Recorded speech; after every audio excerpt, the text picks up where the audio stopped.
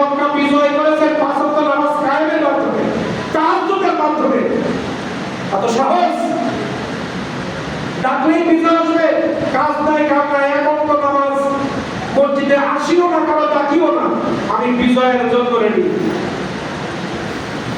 এই কাজের সাথে সম্পর্ক না থাকলে খবর আছে,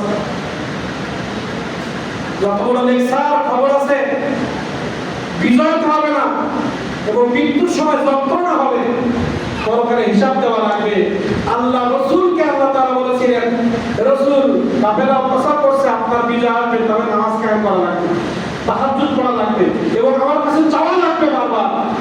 এই চাইলে কখন যায়, যখন এই কাজগুলো রাসূল সাল্লাল্লাহু আলাইহি ওয়াসাল্লাম কন্টিনিউ করেছেন, 5 ওয়াক্ত নামাজ সাহাবীদের মধ্যে কায়েম করে ফেলেছেন, 5 ওয়াক্ত তাহাজ্জুদ পড়া শুরু করেছেন, বারবার আল্লাহর কাছে এভাবে চাওয়া শুরু করেছেন, আল্লাহ আপনি আমাকে দেন, ওকুর রব্বি আদখিলনি, আমাকে আপনি বের করেন, মুদখালা সিদকা, আপনি আমাকে সত্যের পথে বের করেন, আপনি আমাকে সত্যের পথে যাওয়ার সুযোগ করে দেন এবং আমার জন্য একজন প্রতিনিধি নিযুক্ত করেন, গায়েবী শক্তি দান করেন, যে শক্তির মাধ্যমে আমি কাফেরদের সাথে বিজয় অর্জন করব।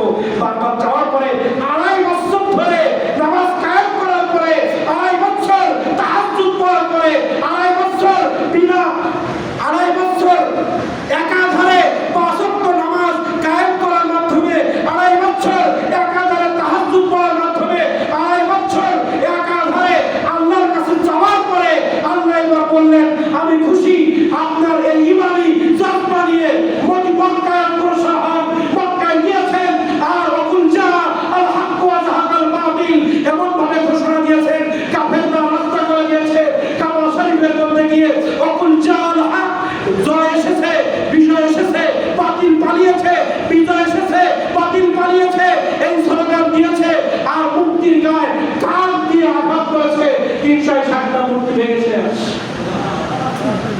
এই বিজয় কখন এসেছে? বাস্তবায়নের মাধ্যমে। এখন বললে তো অনেক কিছু, আমি তো এখন বিষাক্ত হয়ে গেছি, সত্য কথা বললেই ঝামেলা, বেশি দিকে যাচ্ছি না।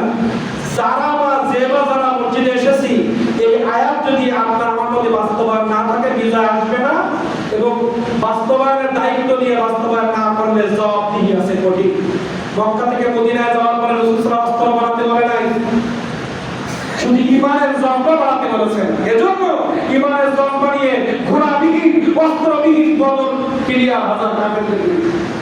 আমাদের অস্ত্র আছে, অর্থ আছে, টাকা আছে, মার খাচ্ছি, অস্ত্র নাই, টাকা নাই, মেরেছে।